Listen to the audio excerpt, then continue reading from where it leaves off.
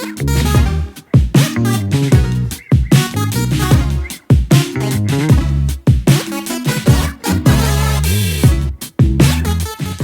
going on, everybody? Got another episode of That Sports Podcast coming at you hot and fast. Got some hot takes today. We got a lot to talk about, but first order of business, I am looking for a host for this podcast, a co-host for this podcast. I am going to be very choosy about it. I am looking for another co-host for my other podcast as well.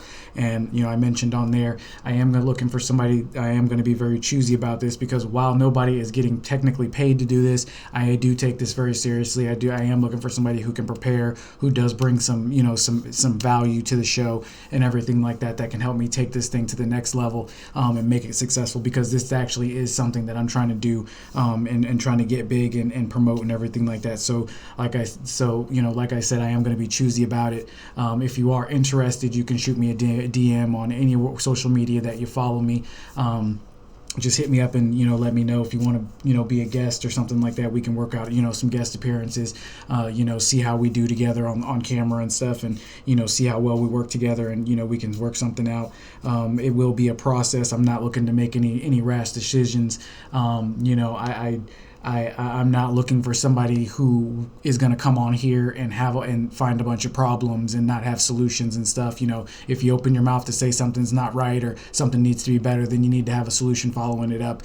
That's the kind of leader I am, and I will establish my role as the leader, as the person who has the final say. I do want input. I do want that creative input and stuff like that. But at the end of the day, this is my podcast. This is my show, and I'm not going to take a backseat to anyone unless it's outside of my realm of expertise, and then in which case I will defer, but I will still make the ultimate final decision on the direction and stuff like that. So, all right, let's get into this episode. Enough business talk here.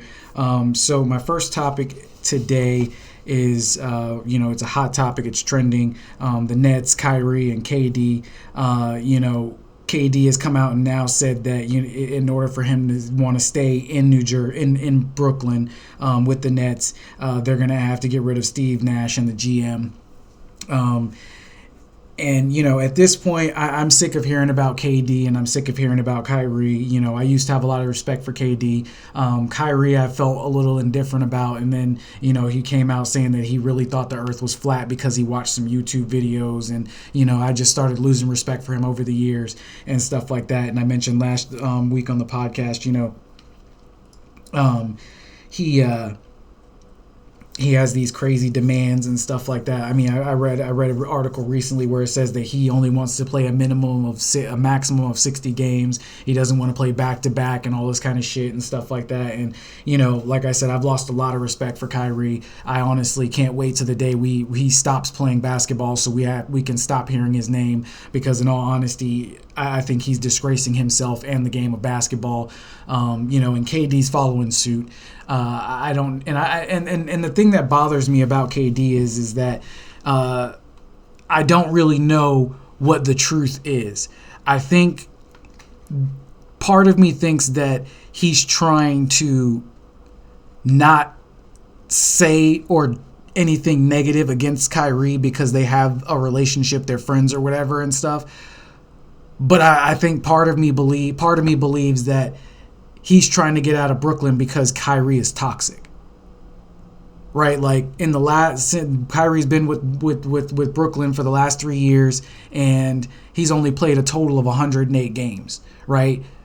Kevin Durant was hurt his first season with Brooklyn, and then he played the second season, and then he played his second season there when carried the team for a long time. Kyrie sat out because of the vaccine. Everybody else got the shot. Kyrie's sitting out and stuff like that. And, for them to sit there and make the GM look like the bad guy in the situation, to me, I feel like the GM has been nothing, the GM and the team, the owners, everybody has been nothing but accommodating to Kyrie and all these guys. And, putting together this roster that should have won a title or should have made a deep playoff, at the very least made a deep playoff run. They've been a complete disaster. They've underperformed, especially this past season. they had a good chance, but Kyrie sitting out most of the season and not being able to play when Kevin Durant was hurt really tanked them. When Kevin Durant was hurt, I think they were in third place, and then they dropped down to like the 6th or 7th seed or something like that. They barely made it into the playoffs. I believe they did the playoff round robin, or they got bounced out in the second. But either way, they got bounced out in the second round. So at the end of the day, like, this whole thing is a shit show. And I think part of me thinks that KD's trying to not say anything bad about Kyrie because he's a friend of Kyrie's and stuff like that. But at the same time, I feel like, yeah, he's starting to seem like he's that big of a fool to sit here and demand all this stuff. And this is part of the problem with the NBA. If Kyrie and KD think that they can do a better job running a team, they need to hang up the sneakers and the jersey and start applying for coaching jobs and GM jobs. And same with LeBron and the rest of these superstar players who are going to the GM making these outrageous demands about who's going to coach the team and everything. Like, I get it. You want to have a good relationship with your superstar players. You want to have that relationship where these players are being consulted and talked about and their input is being heard. But at the end of the day, they are still employees, and the decisions they make and the decisions that the front office make, the GMs, the owners, whoever makes, it's on them. It's not up to these players. Right? They are literally just employees, and I get it. You want to have a good relationship with your employees, but there's a line. And I think some of these guys are habitually line stepping and stuff like that, and crossing lines that don't need to be crossed. And I believe that that's part of the reason that viewership with the NBA has gone down. People are losing interest in these guys, complaining about not wanting to play here, not wanting to play there. You're making millions of dollars. Shut up and play basketball. It's like, I understand that a team might suck, but you're only there for a certain amount of years, right? You signed a 5-year contract. Suck it up. I get it. Ask for a trade, but don't sit here and make this whole thing ugly and go out to the public and the press and put pressure on them and stuff. And I can't remember which talk show it was this week, but they even suggested that the only reason Kyrie is putting that much pressure and releasing that type of information to the press is to exert more pressure on the team to trade him.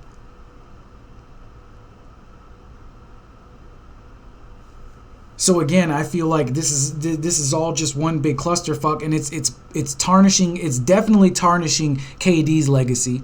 And it's completely destroyed whatever Kyrie's legacy is, because Kyrie's legacy now is all the controversy that he brought with him. Same with Ron Artest. Ron Artest was a great basketball player, but he's going to be marred in controversy. His career, all these legacies, like Steven Jackson, his career tarnished in legacy. Like, no one really remembers Steven Jackson save for that fight and everything like that. After that, his career kind of went downhill and he fizzled out. He was a great basketball player. Had that fight in Indiana never happened,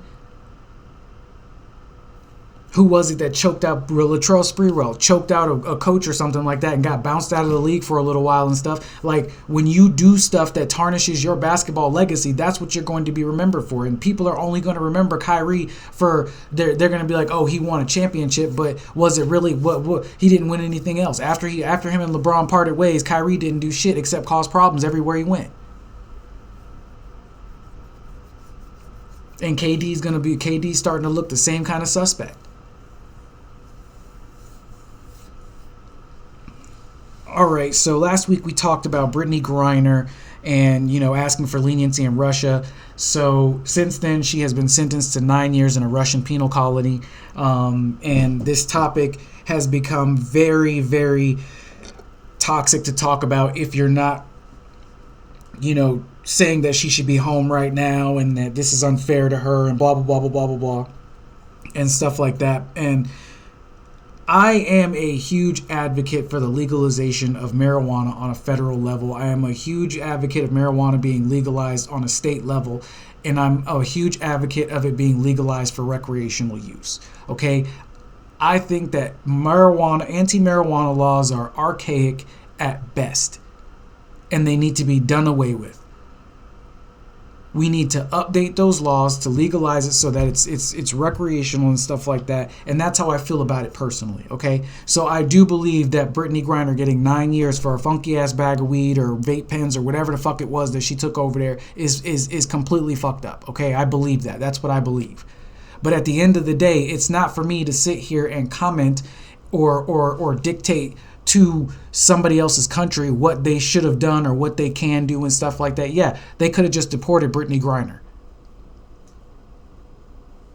Obviously, they have taken this opportunity to hold her as a sort of political hostage, so that way the U.S. is forced to make some sort of deal with Russia. I have seen reports where they're saying that they are that the Russia and the U.S. are negotiating her release and stuff like that. But at the end of the day, Brittany Griner put herself in that situation. Okay, this is not the first time that she was over in Russia. People told her to leave Russia when the stuff in Ukraine happened and everything like that. Like, this is not her first time traveling internationally, traveling, long distances, getting on a flight and everything like that. The same laws, this is not anything new. She gets paid millions of dollars to do this. She gets paid a lot of money to do this. So the fact that she claims that she didn't know or accidentally put it in her bag and stuff like that, that's all irrelevant. She still broke a law in a foreign country. When I traveled around as a child with my dad in the military, it was basically told to us that we have to follow the laws of that country and represent the entire United States of America, because our actions reflect on all Americans. It doesn't just reflect on us, it reflects on all Americans. All of our actions, all the stuff we do, every time we mess up and do something stupid, that gives the home country, the host nation, another reason to be like, this is why we don't want Americans living in our country. This is why we don't like Americans. And so Brittany Griner, it was her job to know. It was somebody on her team's job to know. It was somebody out there was supposed to inform her and make sure that shit doesn't happen. She allowed herself to become a political pawn because she thought she was above the law. She thought, oh, it's not a big deal. I'll just slip him in my bag and no one will know. Now, she can sit here and say that she put it in her luggage accidentally and this, that, and the third and stuff like that. But at the end of the day, that's not an excuse. You broke a law. She broke a law. And everybody's acting like she's Mother Teresa and like she deserves to be home because she was on some Christian mission minding her own business and this is all just planted on her and this, that, and the third. No. She admitted the shit was hers. She admitted that she took it there, that she quote unquote took it there by mistake. And I understand that it is a dire circumstance to find yourself in. But when you make choices, this is what happens. When you make these kind of choices and you neglect to be careful, because this should have never happened under any circumstance.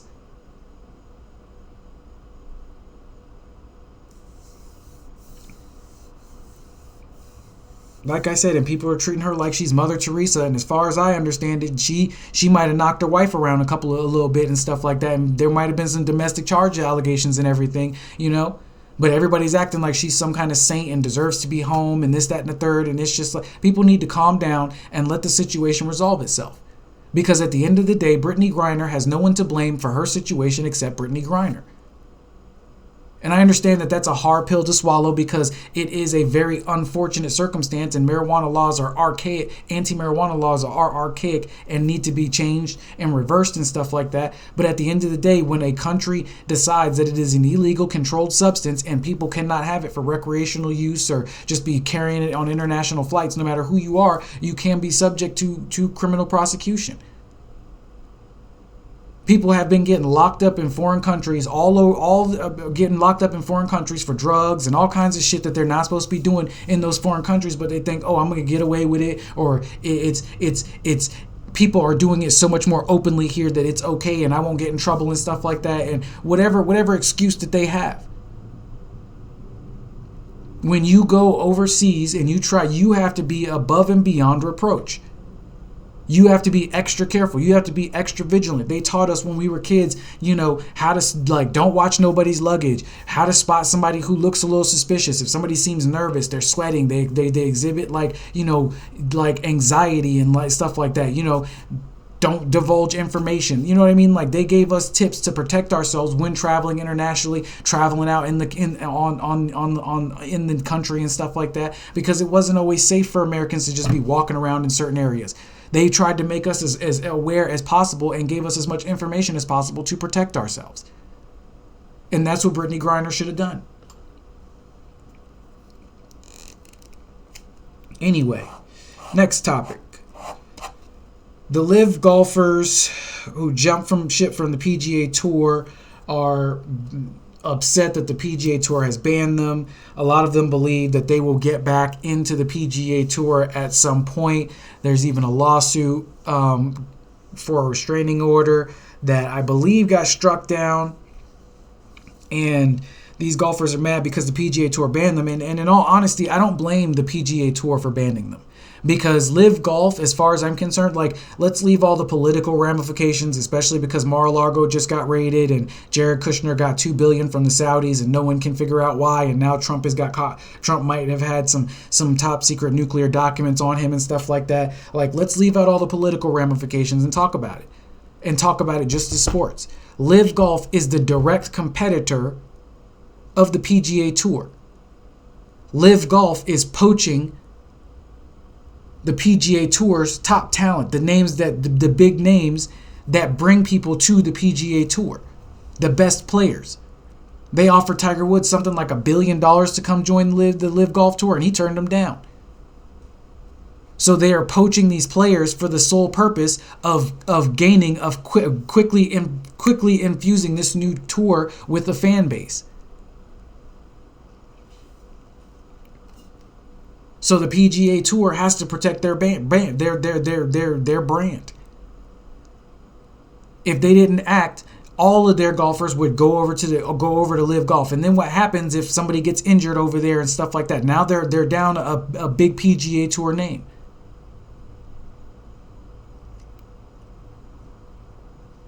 What happens when LIV Golf starts scheduling tournaments at the same time of a PGA tournament? Now players got to choose which ones they're going to play in. All of this stuff is direct competitive.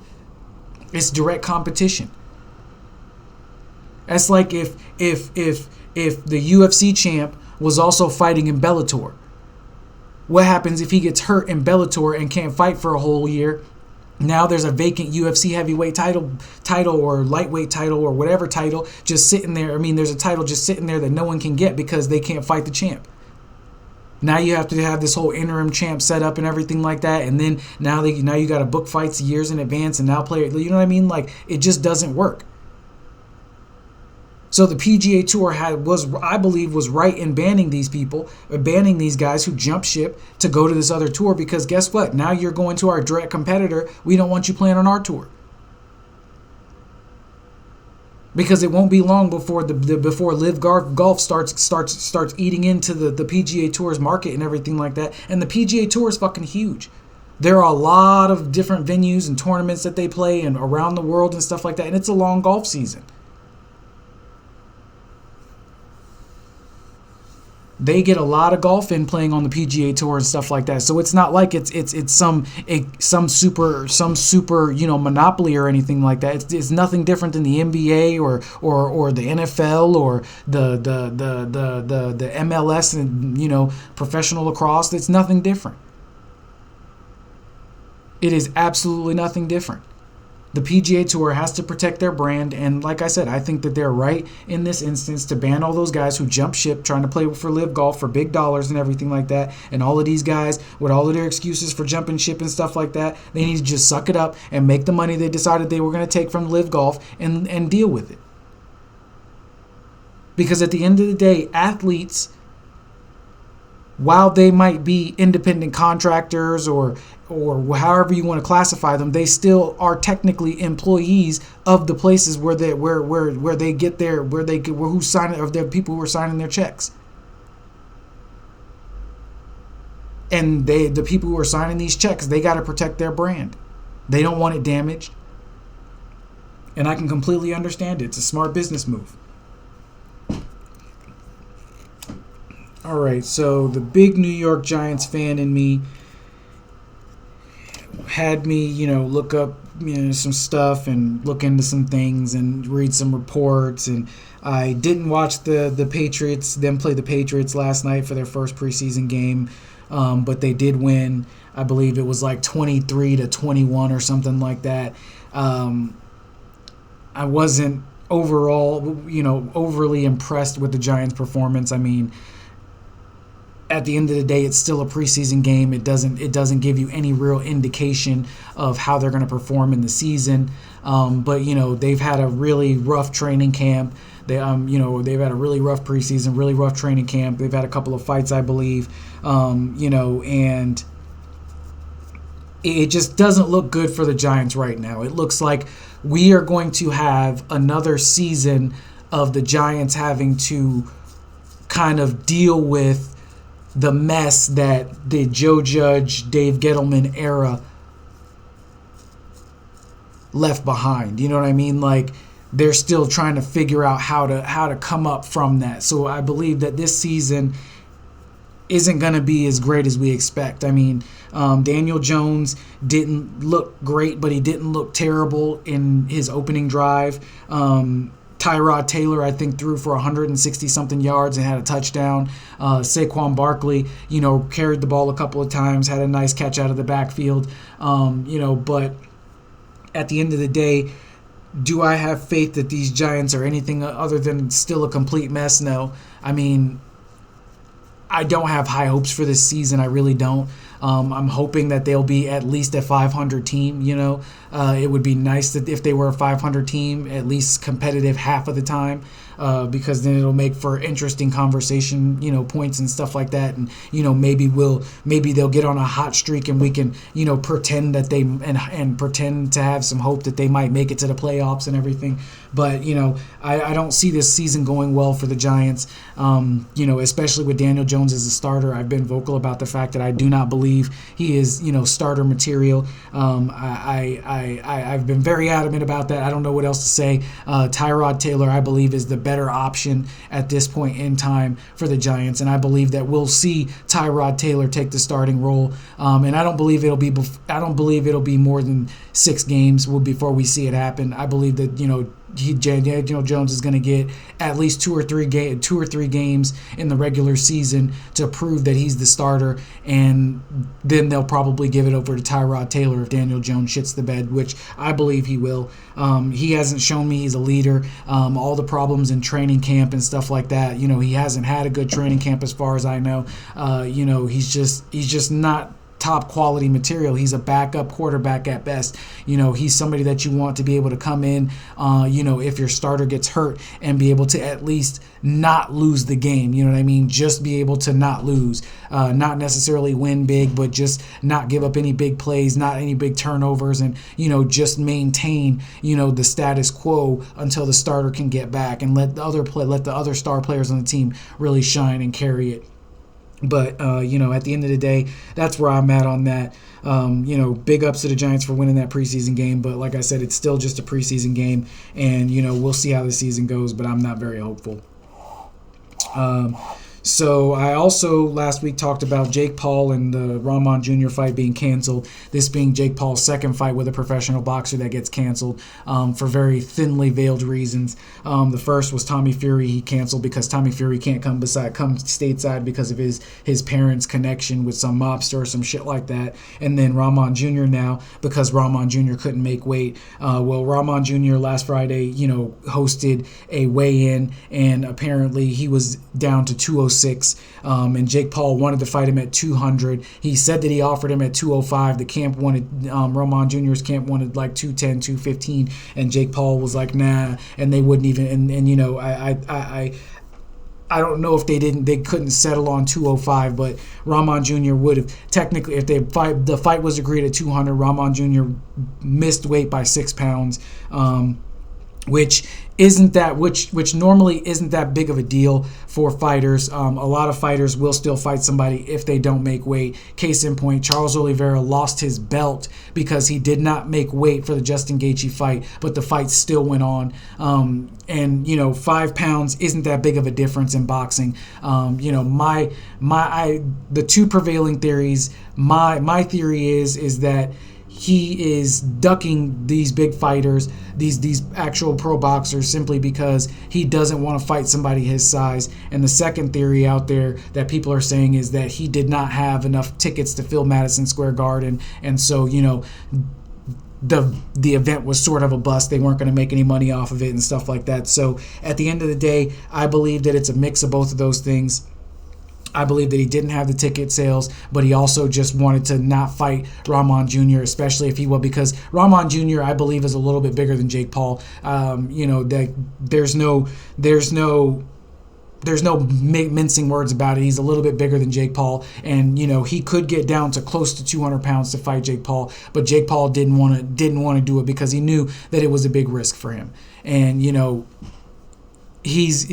if you look at Jake Paul's body of work, he hasn't fought a professional boxer, and I've been adamant about that as well. I'm not taking away from mixed martial artists being world-class strikers, but Ben Askren is not a world-class striker. He's a world-class grappler, and Tyron Woodley was way past his prime, hadn't won a fight in a long time, was on a real bad losing skid, and then went into these Jake Paul fights and lost both times. The second time got knocked out. So, it just proves that Tyron Woodley is definitely past his prime. Not saying he still can't fight, not saying he wasn't one of the best fighters in his prime and stuff like that and at his peak, but at the end of the day, these guys weren't professional boxers. They were well past their prime and everything like that. And all of Jake Paul's fighters have been considerably smaller than Jake Paul.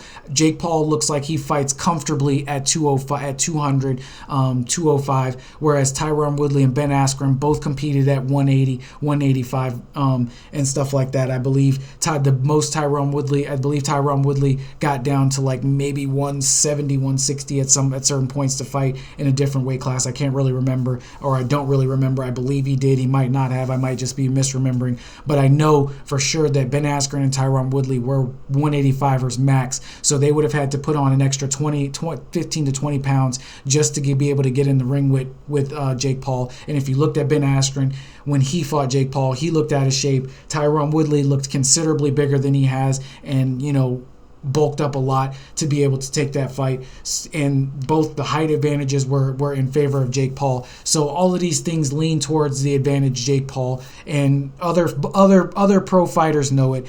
Other people know what I'm talking about. I'm not saying that bigger fighters always win, but when you're talking about boxing, it's significantly harder to beat an opponent who's longer and actually has some boxing skill versus someone your same height, where it's a little bit more competitive and the edge, and there's not a real advantage either way, except in the skill with the hands and the counter attacking and parrying and stuff like that. So at the end of the day, I personally think that it's a mix of Jake Paul ducking these fighters, not wanting to fight anybody real serious until they decline in age and stop fighting and everything like that, and didn't get those ticket sales.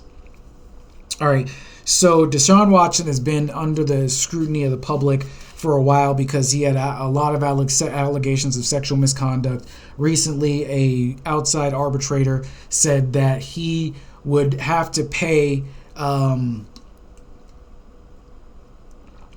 for his transgressions with a 6-game suspension, and the NFL plans to appeal that ruling because they want a longer suspension. That I believe the last report I read that Roger Goodell said that there's enough evidence to suspend Deshaun Watson for an entire year. Deshaun Watson's camp says that if the NFL does that, they'll sue or something like that. And right now, my focus is on the NFL. I do believe the NFL has taken the right course of action, with this type of situation, because for years the NFL has been complicit with letting this kind of stuff go unimpeached.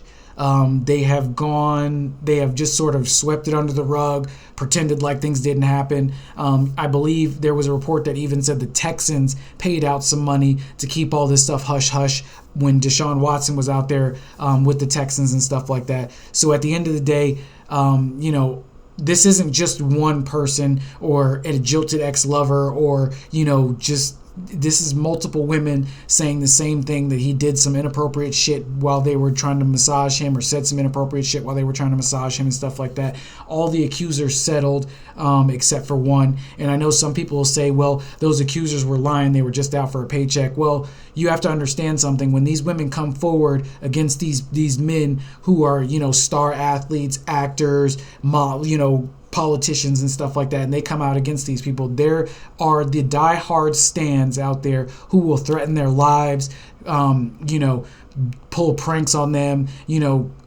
bully them on social media, and a lot of these women didn't want that. They would have rather just take the money and go away quietly and stuff like that, instead of undergoing all that public scrutiny, dealing with all the backlash and stuff like that, all the ignorant fuckers out there who would say horrible shit to them and stuff. So I understand why a lot of those women took the money and just decided that they were going to let it go.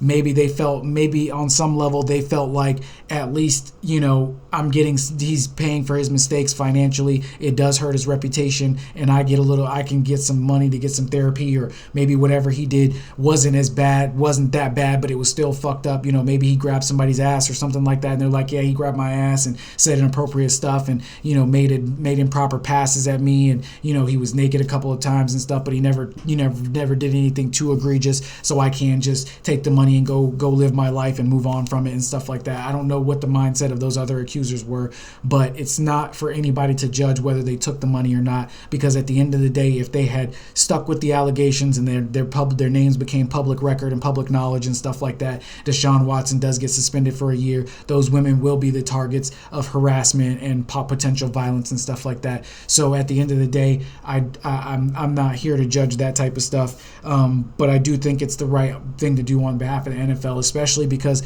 a few years ago with the whole Ray Rice situation, they did all this lip service about how they're going to be better about this kind of stuff and be more proactive and deal out harsher punishments and stuff like that for guys who are found guilty of domestic abuse, or if there are domestic abuse allegations and stuff like that. They are going to look into it more and take it more seriously and really step up their game. It's good to see that Roger Goodell is living up to that with this situation and this circumstance, and with all circumstances that might arise of this type of nature. Because, a lot of people, will try to be like, oh, it's not the athlete's responsibility to be a role model, but it kind of is, because regardless of whether he wanted to be a role model or not, he's in the public eye. And it's up to them to make the right decisions and try to make the best decisions and stuff like that, because somebody's always watching, and the truth always comes to light, and your money's not going to always keep the problems, keep things all hush hush and stuff like that. So at the end of the day, I do think that the NFL has taken the right course of action in trying to appeal and go for a year-long suspension, because that's what needs to happen. They need to drop the hammer on these guys and really send a message that sexual misconduct, domestic violence, and all that kind of stuff won't be tolerated by the NFL. These guys need to be held to a higher standard, because they are pro athletes. They are being paid millions of dollars. People do trust them to be good people, and if they can't uphold that, then they will be punished by the NFL and stuff like that. So, and I do hope that Deshaun Watson does get a year-long suspension. I mean, I think I don't know what he did, but apparently being told no once wasn't enough, because he went to other women and did it and stuff like that. And, I don't know what he did. I didn't read into all the allegations. I just know that these women felt like he needed to be punished and stuff like that. There were enough of them to come forward. And so I feel like, yeah, he does need to be punished, and the NFL should suspend him for a year long. And that way, this will help him get the help he needs to correct his behavior, figure out what it is that's going on in his fucking head that makes him think it's okay to do whatever the fuck it was he did and stuff like that, to get himself help and correct his behavior and really make amends and try to, correct his life and get back to football. But at the end of the day, we'll see how that plays out. Speaking of role models, Marshawn Lynch was, arrested for DUI. They found him in his car in Vegas. Car was dinged up. The thing had no wheel on it. I mean, there was one of the tires had no wheels on it. It was just a rim there. It was dinged up. When he was behind the wheel of the car, he was very unrecoverable. He was kind of passed out, in and out of questioning and stuff like that, in and out of consciousness during questioning and stuff like that. They said that he reeked of booze. He said that he stole a car before and stole a car that same night and some more stuff. He was uncooperative when they asked for a blood test, and it's just a big mess. And it's sad to see, because Marshawn Lynch is definitely somebody that I would consider a role model for his community and the people that he does a lot for. I mean, that man does a lot for his community. He gives back to people and stuff like that. And it's just sad to see that he made this mistake, and I don't feel bad for him in the slightest. Like, if he goes to jail, he goes to jail. This is that type of situation where he made his bed, he's got to lie in it. He makes more than enough money to hire an Uber service or hire a driver, for the nights that he's going to be going out and getting fucked up and turning up with his boys and stuff like that. And to me, it just makes no sense. There's no excuse for people of means to be driving around drunk. And I'm not saying that people not of means, not having a lot of disposable income have any excuse either, but I can at least say that, part of the reason that some of these people who have alcohol problems do get behind the wheel of the cars because they don't have the disposable income to be, calling an Uber every time they go out with their friends, or, hiring somebody to drive them around, or don't know somebody who can be a designated driver. Maybe they're just lonely or whatever and stuff like that. But at the end of the day, like I said, these rich people, these people of means who have all this disposable income, spending it, on lavish cars and all that kind of stuff in houses, they make more than enough money to call an Uber driver, to hire a driver for the night, get a town car, a car service, something. They can definitely have these people on standby and at the ready to take them around from place to place so they can turn up and have their fun. And I know they're human beings and they make mistakes and stuff like that, but there's no reason for this type of mistake. And it's a shame. Like I said, it happened to Marshawn Lynch.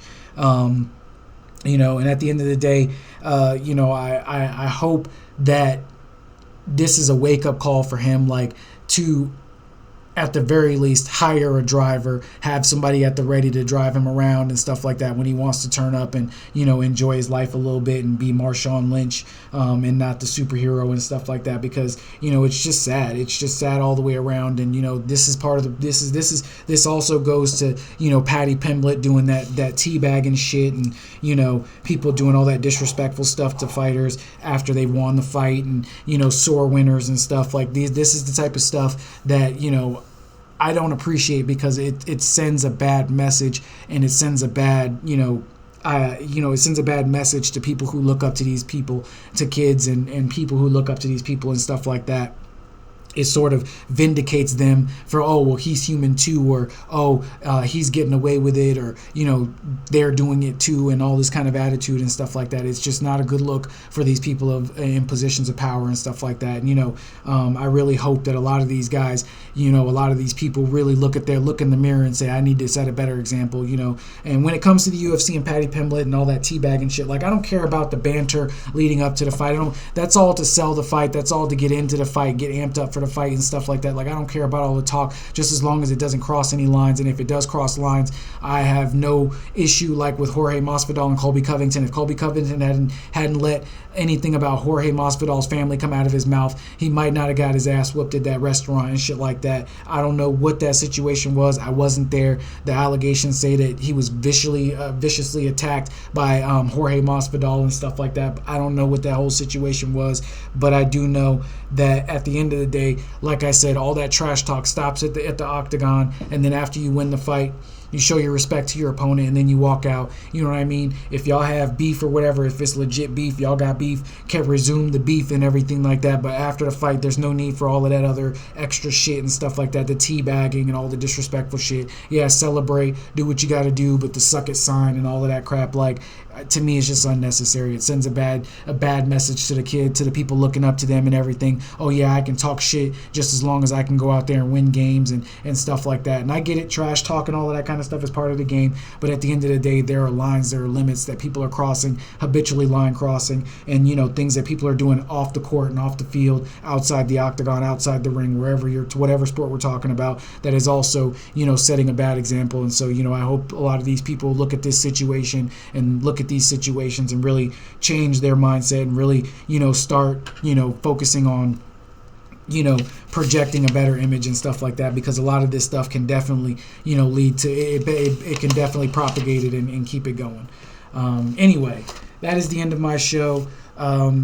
Don't forget to check out the website. I've got the That Sports Podcast t-shirts on there. I've got XYZ Talk Radio t-shirts on there. I have some other t-shirts that I've designed as well, help support the brand.